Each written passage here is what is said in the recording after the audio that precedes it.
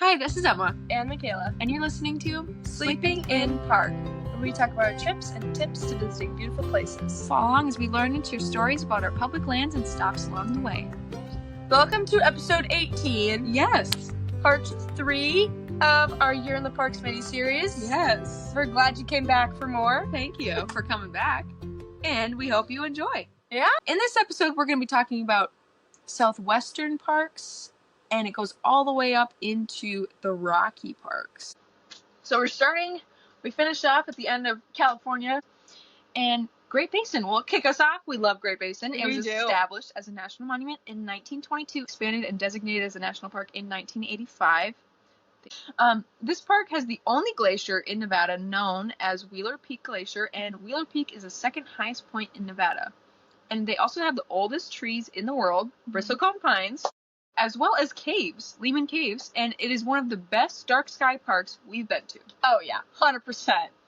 So it's got it all. Yeah. It really Great does. Basin in the middle of Nevada, in the middle of nowhere, which is, yeah. I was mixing Nevada and nowhere, but yeah, I mean, it's got everything. It really We does. love it. It was gorgeous. So the peak season is June through August, and this has the best trail conditions with full access to the park areas and abundant wildlife, but it's also the most crowded.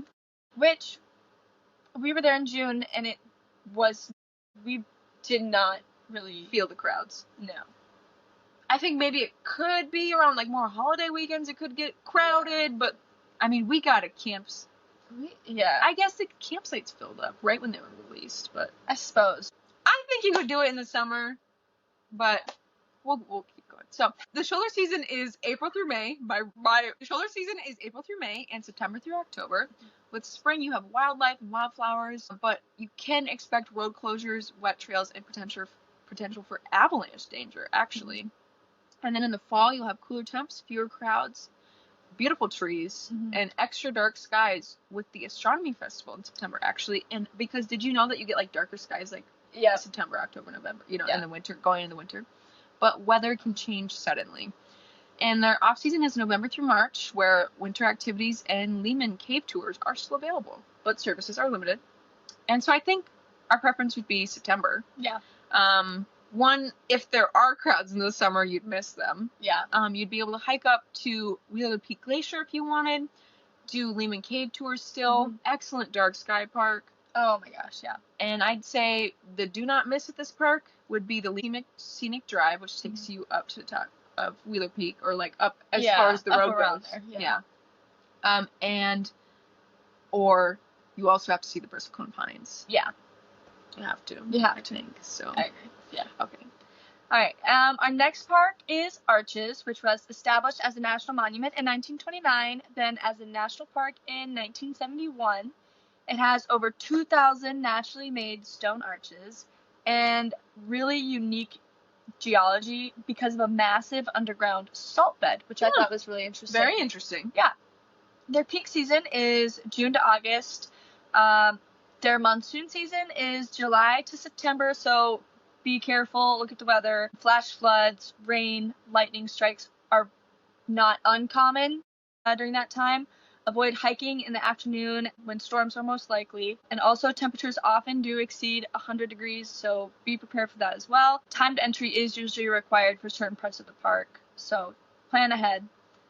Their shoulder season is like April, May, and September to October. September is the end of monsoon season, so the weather's a little bit more predictable and drier. Temps cool down to the 70s and 80s. And then their off season is November to February. It does get snowy, so some park roads might be closed for plowing, and trail conditions can be snowy. The heaviest snowfall is in December and January. I think for my preference, I would say September.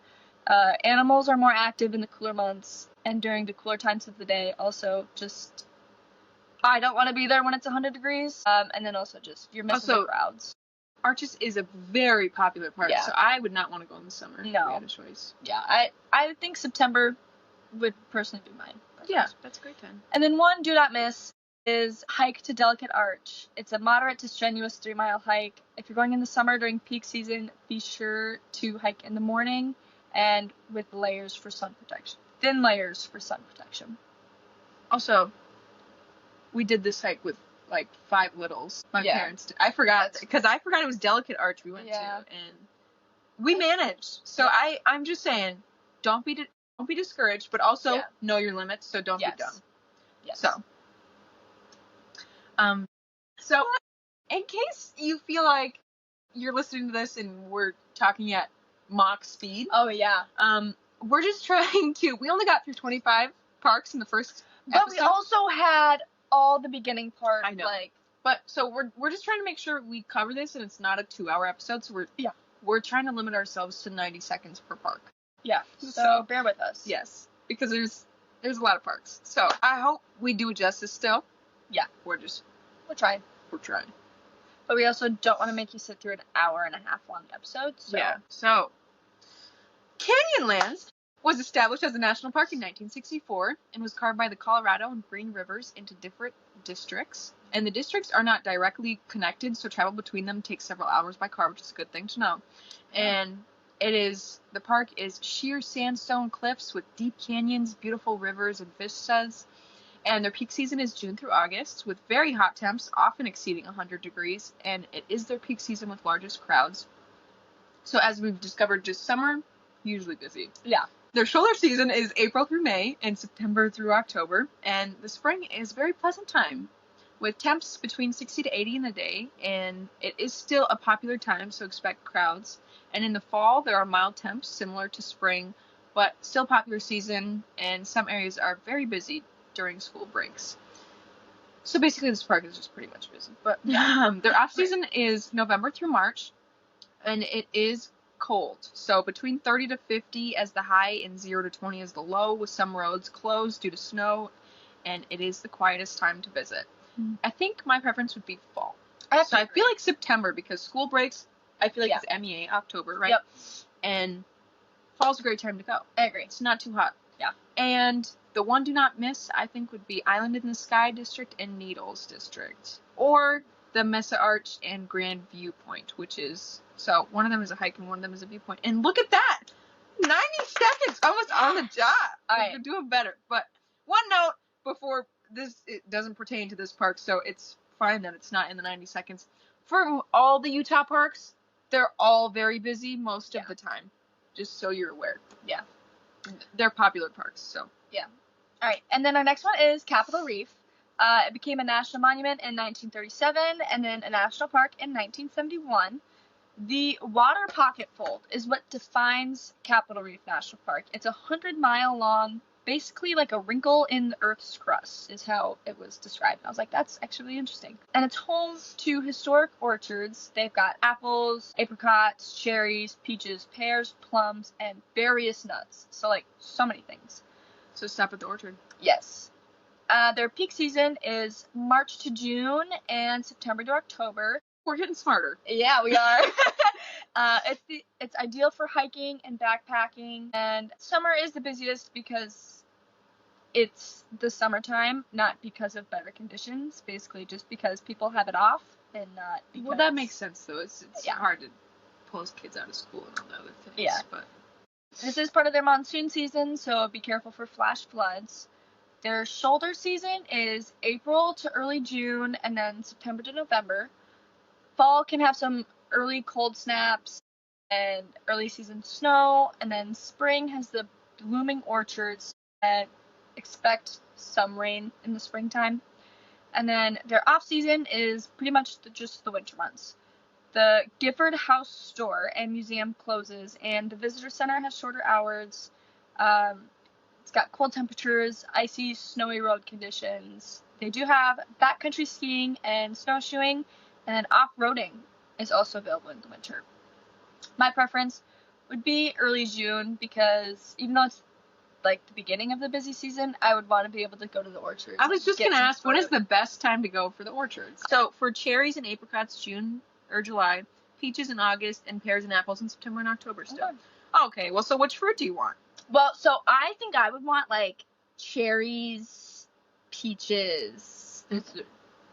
All different ones. I was gonna say, I feel like I'd want peaches and apples the most. I want to try cherries though. I've never had like a fresh cherry off the tree. That's true, but I think September would be a great time to go too. Okay, so either September or like June. So like you said. Yeah. September or June is our preference. Because cherries are ripe in June. Cherries are ripe in June and July. Cherries and apricots are in June, July. Peaches are ripe in August. And then apples and pears are ripe September to October. So depending on what you want, kind of depends on where you go. Yeah, because I feel like that's a very unique part of the park to have. So I would try and go, and you could get a fruit you'd want. And then one do not miss would be the Capitol Reef Scenic Drive, and then the orchards. Our next park is Bryce Canyon. It was a national monument in 1923 and national park in 1928. It is famous for large, colorful amphitheaters filled with thousands of uniquely eroded rock spires called hoodoos. The hoodoos, fins, windows, and arches are formed by freeze-thaw cycles that break apart the limestone, which I thought was very interesting. That is interesting. The canyons are actually a series of horseshoe amphitheaters. So it's not like that it's filled, Bryce Canyon is filled with canyons. It's actually amphitheaters. The season is June through August with warm, sunny weather, ideal for hiking with all their services available, but it is the busiest season with highest prices and crowded trails. Afternoon thunderstorms are common in July and August. Shoulder season is April through May and September and October. Spring is a great time for temperature and less crowds, and the landscape can be beautiful with some snow hanging around still and new greenery coming. Snow is still possible and can be very windy at this time, with part of the park closed until late May. In the fall, you have cooler temps in the summer with roads typically open and can still be crowded in September, with August through October seeing higher precipitation. And their off-season is November through March, where the park is much less crowded and you can enjoy winter activities, but it can still be very cold with lots of snow and road closures, particularly the Fairyland Road and Wall Street side of the Navajo Loop and services may be limited. So I think my preference is in April. So most things would be open, but you wouldn't have the crowds, and you'd still get some of that snow with the new greenery. Yeah. So I'd say like April to May. April to May would be my time. And then one do not miss would be the Bryce Amphitheater and the Queen Garden, or the Navajo Loop Trail, which is the most famous trail for good reason. It's a 2.9-mile loop, and it takes you from the rim down into the canyon to see the hoodoos up close. But make sure it's not above your limits. Yeah. And then our next park is Zion, which used to be a national monument in 1909, and then was expanded and created into a national park in 1919. It's home to the second largest freestanding arch, Kolob Arch. I think that's how you say it. And then it's a crucial habitat for the endangered species like the California condor, which is also the largest flying bird in North America. Really? Yes, they're Did not huge. know that, because those are pinnacles too. So they're huge and like terrifying looking. I remember we looked them up and they look like vultures kind of. Don't they? Yeah. Yep. Their peak season is like May to August into September a little bit. Gets very hot. Temps over 100 degrees. During their peak season, you have to take the park shuttle to drive the Zion Canyon Scenic Drive. And then July through September is monsoon season, so watch the weather. Be very careful of flash floods, especially for hikes like the Narrows or any of the hikes in the slot canyons. Their shoulder season is March to May and September to November. Crowds may increase for spring break. Spring can also mean trails might be closed because of melting snow. However, weather is typically pretty good for hiking and blooming flowers. And then fall is a good time to visit because less crowds and the fall foliage. Their off seasons November to February, with that being the least crowded time of the year. Some services may be limited, and it's probably going to be cold and snowy, but the snow contrasting on the red rocks makes for beautiful pictures, and many trails may be closed. The Kolob Terrace Road is closed during the winter, and then my preference was either May or October, because May's got the wildflowers, waterfalls, and October's got the fall foliage and low water levels, so you can hike the Narrows. There you go. One do not miss is the 26-mile Zion Mount Carmel Highway, and then the 6-mile Zion Canyon Scenic Drive. And then also just Angel's Landing, the Narrows, and then I also put on there the Kolob Canyon area, because that's a lot less visited. Good to know. Yeah. Good to know. Next up, we have the Grand Canyon. It was a national monument in 1909 and a national park in 1919. It is a World Heritage Site known for its geological gorge. It is 277 miles long and in some places over a mile deep. It is carved by the Colorado River from over millions of years. The south rim is the most popular, but the north rim is quieter and higher in elevation, so it does close in winter. And due to the massive elevation change, the park contains 5 of the 7 North American life zones from the desert to boreal forest, which is equivalent from traveling to Mexico to Canada for the life zones. Yeah. I didn't know that. Because you have so much drastic elevation change. Yeah. Isn't that crazy? Yeah. Oh my, what, I wonder what the elevation change is, like range, like the lowest point in the national park. I don't know. Oh, because I also think it's because, so, like, in Rocky, you start so high, and you go higher, right? Yeah. But here, because you go all the way down to, like, the bottom of the canyon, and then in the north part of the park, where you get snow and it's higher elevation, I just think it would be drastic, and since it's in the lower part of the range, you'd get one of those life zones. Yeah, interesting. But their peak season is June through August, with all facilities open, and it's an ideal time for river rafting. It has the highest number of visitors with hot temps and potential for heavy rain in July. And the shoulder season is March through May and September through November. And spring has mild temps with fewer crowds, as well as an excellent time for hiking inner trails in the south rim. But you could have potential for snowfall in the north rim in the early spring. In fall, you have moderate temps, less crowds, the fall foliage, which would be beautiful at the canyon. Oh, yeah. And on the north rim, but weather could be unpredictable there, and there is a chance of snow on the north rim again. Their off-season is December through February, where you see the fewest crowds, and many of the trails on the south rim are open, but the north rim is closed, and expect cold temperatures with snow. So I think my preference would be April or September. So you'd hit the shoulder seasons, but right kind of at the end and the beginning of them, where you'd get, if you went in the spring, you'd have wildflowers and beautiful temps. Yeah. Same with the fall, nice temps. It's not too hot for hikes, and both those times you get to see the north rim. Yeah. So, and I think if you're gonna go one time, you gotta see them both. But the one do not miss would be even part of a trail below the rim would be worth it, I think. Yeah. Because you can't complete. It's actually recommended not to complete a full, like, the Bright Angel Trail, I think it's called, is where you go all the way down, all the way back up in one day. You're not supposed to do that. I've heard that, yeah. But even if you just go down like a mile, if you could manage it and come back up, it'd give you such a different perspective of the Grand Canyon that would be unique, I think. That would be really cool. So that's something to put on your bucket list at the Grand Canyon for sure. And then also, just some of the viewpoints there are gorgeous. For example, Mather Point and Hoppy Point are gorgeous viewpoints where you don't even have to hike. All right. Our next park is Petrified Forest. It was a national monument in 1906 and then a national park in 1962, and then it expanded in 2004, doubling the size of the park, which I thought was really interesting. That park is open from 8 a.m. to 5 p.m. with extended hours in the summer, usually 7 a.m. to 7 p.m., and then they're closed Thanksgiving and Christmas Day. It has Jurassic-aged fossils and unique geological record that shows a massive gap in time. Really, I was like, oh, interesting. It's a good park to do research on before you go, so you know what you're looking at. I think there's a couple parks that are specifically kind of like that, and this is one of them.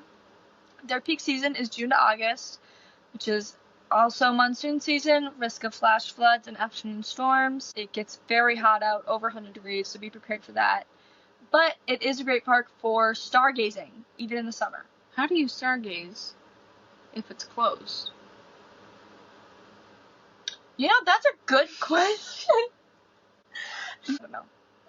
Their shoulder season is March through May and September to November.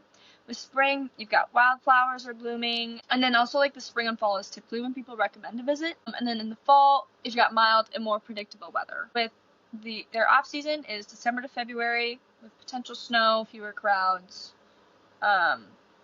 limited facilities. And then also those a little bit shorter hours where it's 8 a.m. to 5 p.m. My preference, I think, would be May, because you catch that shoulder season, you get the wildflowers. There you go. A do not miss would be the Giant Logs Trail, which is full of large, colorful logs. Go see historic Route 66, which goes actually right through the park. and then listen to an audio tour as you drive through the park. I thought that was really interesting, just because then you're kind of learning about it as you're seeing. Yeah, I have seen those before. Yeah. And Petrified Wood just looks crazy. It looks cool. Yeah. It really does. Yeah.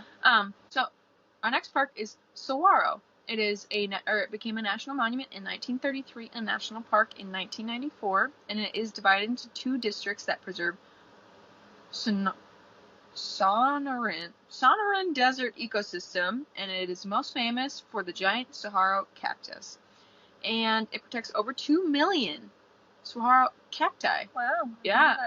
And the main entrance gate for the east side closes at 8:30 p.m. So it's another gated park. And then the peak season is November through March with comfortable hiking weather and mild days and cool nights. It is the busiest time of the year. And then their shoulder season is April through May, where temps start to rise, but it's the best time for viewing the incredible cactus and wildflower blooms. And then the off season is June through September, with the months having very hot temperatures exceeding 100 degrees, and July is the start of monsoon season, which can bring flash floods. And I think my preference would be May, because it'd be before like the heat, and you wouldn't be in monsoon season, but you get the wildflower blooms with the cacti. That'd be so cool. But it might also be humid in May, because it's the start, or it's like Right, but that's before the fine. start. If I get to see the flowers on the cactus, I suppose, yeah. that's okay with me. That's true. That's true. Because it's like, I think it was late April, early May. Oh, yeah. But I think I'd be okay with it. I think so. But the do not miss would be the tree-sized cacti through a scenic drive like the Bahada Loop on the West District, or Cactus Forest Drive on the East, or with a short hike like Valley View Overlook Trail, where you get to see all the cacti. That'd be pretty cool. Yes. Next, we've got White Sands. It was established in 2019. New Mexico is actually one of the cheapest states to visit. This was like the first thing that popped up when I looked up White Sands National Park. It was saying how New Mexico is a place to go. It's cheap, okay? It has the largest collection of fossilized human footprints that date back to the Ice Age. They are another gated park. It's open 7 a.m. to 1 hour after sunset in the summertime, so that's around May 23rd to September 1st, and then 7 a.m. to sunset for the rest of the year, and then they're closed on Thanksgiving and Christmas. And then they also do missile testing nearby, so sometimes they have to close the road into the park for up to 3 hours for visitors' safety, and this happens year-round. So it's not just like a you can plan around it type deal, it happens year-round. Yeah. Their peak season is March to August. March through May is the most popular time to visit, but visitation stays high throughout the summer. It'd be so hot. I guess all these parks, we keep saying peak season is June through August. Yeah, and it's like, well, it's the summertime, yeah. But, and then in the summer, they do a moonlight hike, which is a very unique experience, I think. Especially since it's a gated park, to see it, like, in the moonlight would be really cool. Yeah. Sand dunes in the moonlight would be so pretty. Yeah. And then it's also their rainy season, so late afternoon thunderstorms are very common. Just be prepared for those.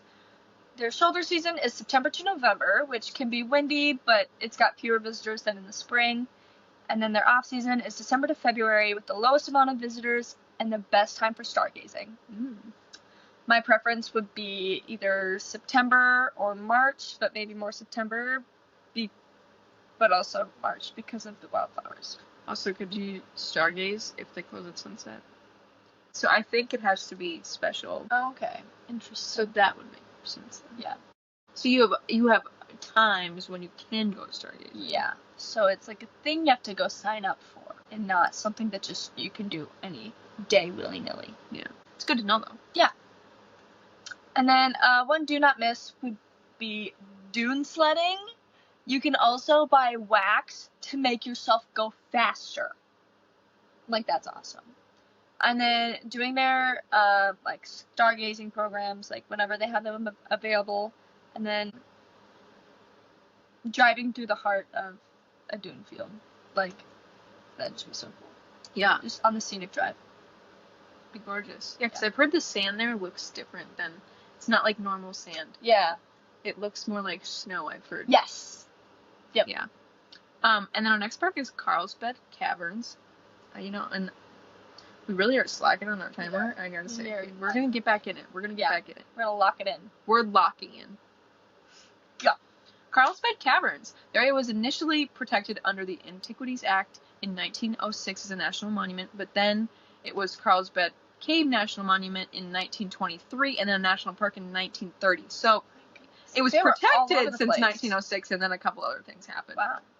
I found a couple parks like that where I was like, where like they would be established here, but they wouldn't. No, I know, but they would be established this year. Oh, yeah. But they'd be dedicated a different year, and I was like, yes, I found that as well. And I was like, okay, so you're claiming it as this first year, even though you didn't have a dedicated this name as like a thing. And I found the same thing. I was very confused, but I did not have time to look into it. Yep.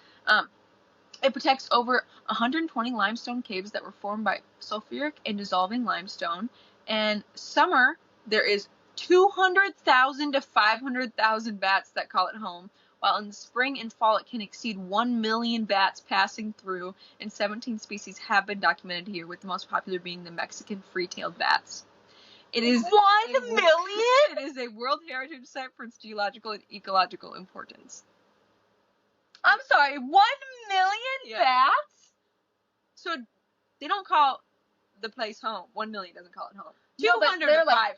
Oh, that's it? Yeah. That's it? Call it home. But yeah, they pass through when the bats are migrating. Oh my gosh. Yeah. So their peak season is June through August, with long days and abundant ranger programs. It is the hottest and busiest time, but it is great for evening bat flight programs and to see the evening bat flight.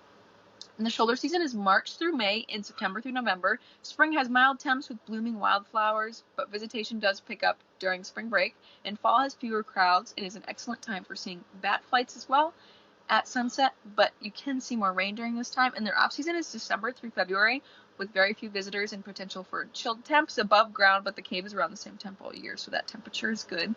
But there are no bats in the winter. Won't see me there in the winter. And then I'd say preference would be September, as it's one of the best times to see the bats, with comfortable hiking temps above ground as well. And one thing to not miss is the Big Room, which is North America's largest single cave chamber with incredible cave formations. So interesting. Yeah. Very interesting. Yeah. All right. Next, we've got the Guadalupe Mountains, which were established in 1972. It contains 4 of the highest peaks in Texas, the highest point being 8,751 feet. It has the largest exposed fossil reef on Earth, and the park has started to gain some more attention than it used to, so parking is a large issue right now when it's busy. Their peak season is March to May and September through November. With spring, you get the wildflowers, bird watching, good weather for hiking. And then fall, you get the foliage, particularly in McKittrick Canyon, Smith Springs, and Devil's Hall. Also provides good weather for hiking, but it can be a little bit windy. Their shoulder season is actually June through August. Gets really hot. It's their rainy season, and then storms and flash floods are common. Their off-season is December to February, with potential snow and ice. However, you would get way different views, including like a little dusting of snow. My preference would be like mid-October because of the fall foliage. Might be busy, but I don't care. Some parks you can avoid. Some parks you just don't care if it's busy, I think. You can avoid the crowds. And I think some parks are better to go when it's not busy season, but some aren't. But some aren't. Some are best to go when it's busy. And it's busy for a reason. Yeah. Some are busy for a reason. Some, it seems like people are dumb. Yeah. That's very true. Not, okay, I guess people aren't dumb. People just have the time off. Yeah. Okay. Which, one do not miss would be the scenic drives, Highway 62 and 180 for scenic views from the north, south, and west, and then Highway 54 for a dramatic approach to the Guadalupe Mountains. And then a hike I would do is the Guadalupe Peak hike. So Big Bend was first protected under the state authority in 1933, but Texas transferred the land to the federal government in 1943 and became federally managed as a national park in 1944. And it preserves mountains, desert, and river. And the peak season is March through April, where you have warm weather and stable weather with wildflowers, but it is the busiest time. And then shoulder season, you have October through February, and fall has mild temps with few crowds. fewer crowds than spring and is a great time for stargazing and hiking, but can be rainier than spring, especially September. And then winter, because it's the whole long shoulder season. Winter has mild sunny days with few visitors and is the best time to see the Milky Way, but you have cold nights and potential for snow and ice at high elevations. And then the off season is June through August with lush greens after the monsoon season, but extreme hot temps. And then I think my preference would be February or October. I agree. February for the wildflowers, but then also October for the fall in the Milky Way. Yes. I was thinking the same exact thing. One do not miss would be the Santa Elena Canyon. For the Lost Mine Trail or Window Trail are great trails if you want to go for a hike, and the scenic Ross Maxwell Drive is a great thing to see while you're in the park for everyone. Yeah. The next park is Great Sand Dunes, established in 2004. It contains the largest dunes in North America, reaching 750 feet. It is an international dark sky park, and they say to listen for a humming sound. They call it the Singing Sands. It's from basically sand avalanches, which I thought was really interesting. That's so comforting. Yeah. Let me just lay in the sand dunes in the middle of the night and hear humming that I know is a sand avalanche. Yeah. Their peak season is June to August. So the surface sand temps can reach 150 degrees very early on in the day. So any activities you want to do on the dunes, do in the morning. Nights still do get chilly, and even in June, like down to 45 degrees. There is Medano Creek is a good spot to cool off in the early summer before it dries up in like July or August. And also the mosquitoes are really bad after the creek dries up, so bring bug spray and Shoulder season is March to May and September to November. Spring's got cooler temps with possible snow and strong winds. The Medano Creek is flowing strong, which makes it hard to cross. And then March is actually typically the snowiest month there. And then in May is when the crowds start to pick up. Early May still usually has snow. However, late May is usually when the dunes start to get hot during the day, like up to that 150 degrees. And then in fall, temps are mild and good for hiking, good time for stargazing, and then the Medano Creek is usually dried up. Their off season is December to February. You would get to see unique snowy scenery. Temps are colder, highs between 15 and 35 degrees. Blizzards are possible. They offer snowshoeing, and then elk and pronghorn are often seen in the morning and evening. And part of the Medano Pass Primitive Road is closed. My preference would be June or October, because it's like October is like in the shoulder season, and then June's like starting to get warm. If you want to go down Medano Creek. Yeah, I think that'd be cool. And then a do not miss for me would be like the sand boarding or sledding, and then stargazing.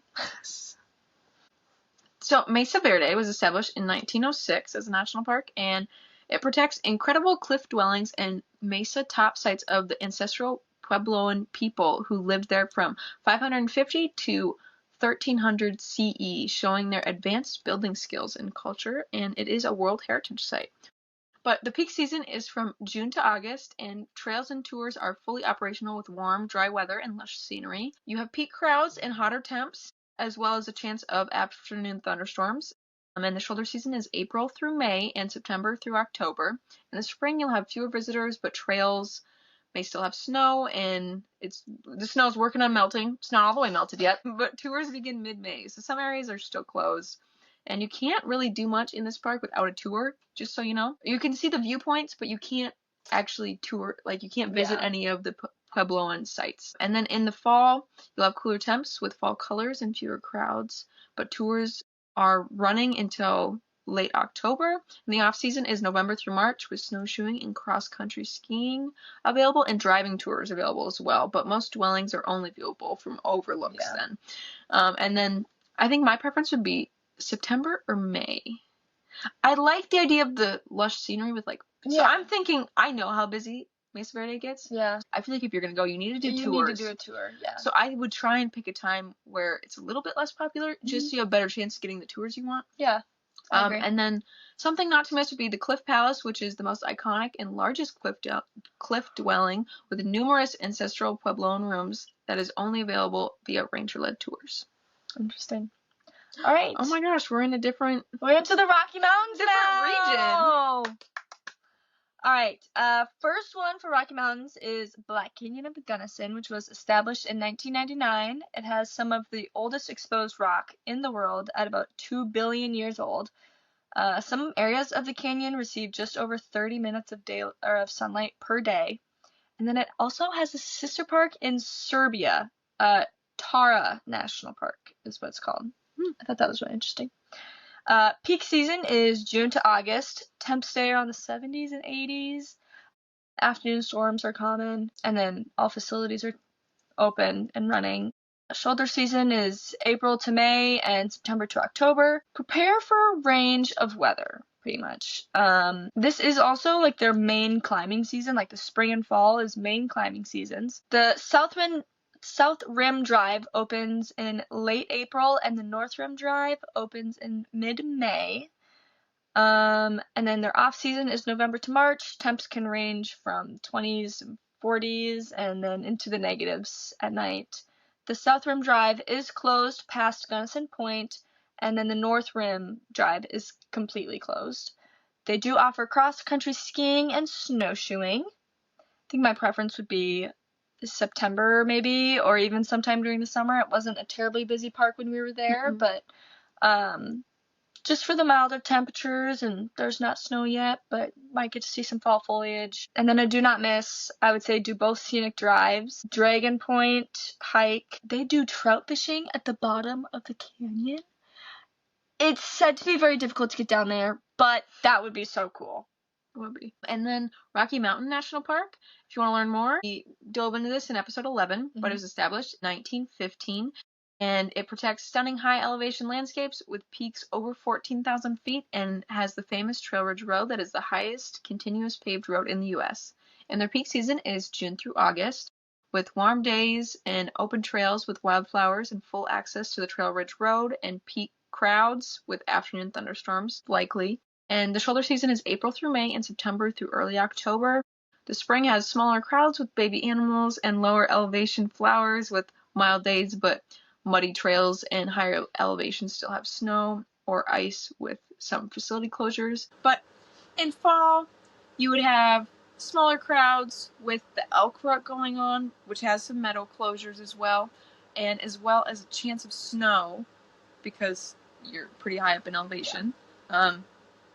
And then the off season is late October to March, and very few people are there at this time with snowy landscapes and extreme cold, as well as road closures and limited access to certain things inside the park. My preference would be September. Everything's open. You get to see it'd be so cool to see fall there with the elk. Dude, I think that'd be so cool. Really would. And then one thing to not miss is the Trail Ridge Road. And if you're got time for a hike, which even if you're there for a day, you could do the Trail Ridge Road, full Trail Ridge Road, and the hike to Nymph, Dream, and Emerald. And then we've got Grand Teton, which was established in 1929 and expanded in 1950.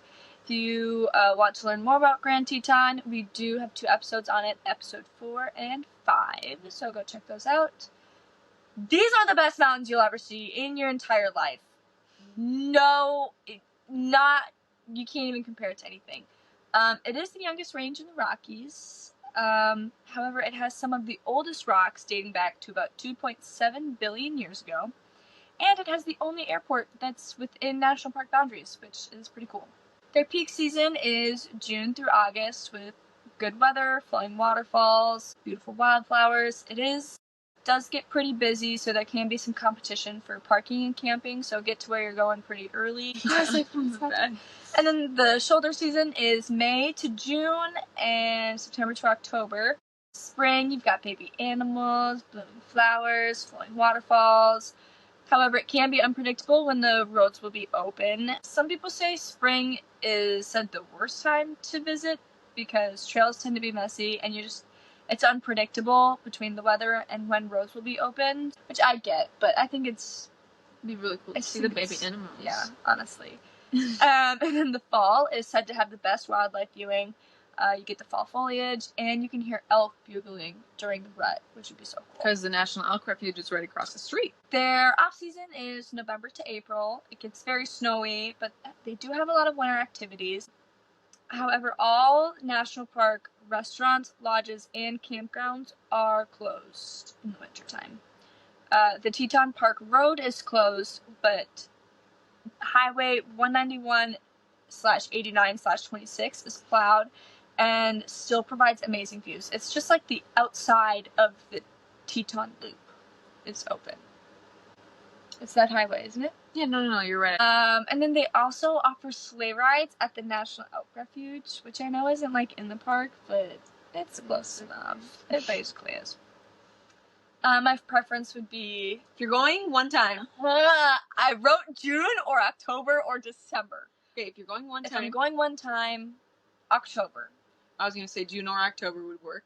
Oh, well, if you're going one time, you can't say June or... I'm just saying don't pick December because everything is closed. Half the park road is closed. Whatever. Okay, June or October is And my then pick. bonus time, we would love to go in December. Okay, so my preference would be either June or October. June, you have flowing waterfalls, beautiful wildflowers, and then in October, you get the bugling elk, the elk rut, and fall foliage. So it's like, I can't pick. That's fair. We've yeah. been doing like 2 months for a lot of them. Because it just kind of depends on what you like, and we That's would true. love to visit it both times. So. That's very true. One do not miss is... I read this and I was like, she's so ridiculous, but all of it. I can't even. I said all of it. But if I had to pick, drive the loop, do a boat ride across Jenny Lake. By the way, you could totally possibly maybe do all of this stuff in one day. I have faith. Maybe not. But if I had to pick, drive the loop, do the boat ride across Jenny Lake, visit the Coulter Bay area, visit Jackson Hole, hike Taggart Lake, hike through maybe one of the canyons, watch the sunrise from literally anywhere you can see the mountains. Moore Monroe is a popular spot. So is Oxbow Bend. So is Expo Bend. And Schwabacher Landing. Yeah, I was going to say and Schwabacher Landing. So, when you, just do it all. I don't know. I just, listen to episodes 4 and 5, because I can't pick what to do. So That's okay, that's okay. It's an amazing park. It's my favorite. Yeah, we do love the Tetons. I went over my 90 seconds. You definitely went over your 90 seconds. I'm going to start that again, actually, because we've not done that. We've been slacking. Okay. For Yellowstone? Oh, boy. So Yellowstone, you can find more information on episodes 8, 9, and 10, and it was established in 1872 as the world's first national park. It's famous for the unique volcanic geological... It's famous for unique volcanic geology and colorful hot springs, as well as mountains, canyons, forests, lakes, all situated on top of a massive volcanic hotspot. Yeah. It's kind of a chaotic. There's just a lot going on, which we love. And then it has abundant wildlife like bison, wolves, and bears. Peak season is late June through August. All roads and services are open with the warmest weather and best for seeing geothermal features since there is less steam than other seasons and great for hiking. But most people go around this time, so you'll have peak crowds, peak prices, and potential for wildfire smoke. And then shoulder season is May through early June and September through October. Spring is a great time for baby wildlife, wildflowers, and fewer crowds with lush green colors, cooler weather than summer, and some roads and facilities are closed. And you will also have potential for snow. And fall has fall colors with the elk rut, and fewer people again, as well as great weather. And bears are active for winter prep, with some weather turning cold quickly towards the end of fall. And some services close mid-September, actually, and mid-October. So some close in fall. Yeah. And then off-season, November through March, you have the snow coach, snowmobile tours, and prime bison and wolf viewing with very small crowds. It is very cold, and most roads are closed to cars with limited services. But very unique experience. Oh, yeah. And my preference would be May to early June, so like springish time, or September would be my preference. May to early June, you got less people, okay? You got wildfires, or not wildfires. Wildflowers. You have wildflowers, you have baby animals. It's beautiful. September, everything is still open. You have the elk rut. You have bears getting ready for winter. You have fall colors. Gorgeous, gorgeous, love it all. Yeah. And then Also, if you're going to visit Grand Teton in December, you better visit Yellowstone in Might as well. December too, because go on a really cool snow coach or snowmobile tour. Yeah. And it's also the best time to see wolves, so. That's very true. One do not miss would be Grand Prismatic Spring, Old Faithful, Lamar and Hayden Valley, the Grand Canyon of Yellowstone, and Mammoth Hot Springs. So basically just do the whole thing. You have to do all of Yellowstone and Grand Teton. Non-negotiable. All in one day. Do it. You can go longer than one day. You just have to do it all. Yeah. And then we've got Glacier. And we went over this park in episodes 6 and 7. It was established in 1910. It's been an international peace park since 1932. They have 26 glaciers. Harrison Glacier is the largest. And then mountain goats are the official mascot. Pretty cool. So that's pretty cool. Their park season, peak season, is July through August. They've got the warmest weather. The Going to the Sun Road is fully open. Boating opportunities. This also brings in the most crowds, highest prices, and timed entries. Shoulder season is May to June, and then September to October. In the spring, the Going to the Sun Road is not fully open yet because there's still lots of snow, but it's also a great time to see baby animals. And in the fall, they've got moderate temps, fall foliage. However, lodges begin to close after Labor Day, but this is also another great time to see animals. Their off-season is November to April. Many roads, including most of the Going to the Sun Road, are closed. Services are very limited. They do offer cross-country skiing and snowshoeing. Going to the Sun Road is closed to vehicles between Avalanche Creek and Logan's Pass, and then between Jackson Glacier Overlook and Logan Pass. But Most of it's closed. So most of it, yeah. But this time also has the least amount of crowds and lowest prices. My preference is June, because it just the flowing waterfalls. I would say late June to make sure the road is open. That's true. Late June. Yeah. But yes, because I also think not as many people plan. When we went there in June, it was way less busy than August. Oh yeah, way less busy. Yeah, it was really nice. Yeah, it was. And yeah, the late water June was is flowing. honestly, I think, the time to go. And then it's still nice out. You get that nice weather, but the waterfalls be flowing, the animals be out. It's just gorgeous. And then one do not miss, or a couple do not misses. Do not miss. Going to the Sun Road. If you're wanting to do a hike, I would do the Highline Trail. Check out the Logan Pass area. Hidden Lake Overlook Trail. You could do a boat tour at any of the lakes and then just explore the Many Glacier area. It's gorgeous. So thanks for bearing with us. Yeah. Hopefully it helps you plan in some trips for 2026 or even 2027. Thanks for listening. Yes. Please like, share, and subscribe to Sleeping in Park.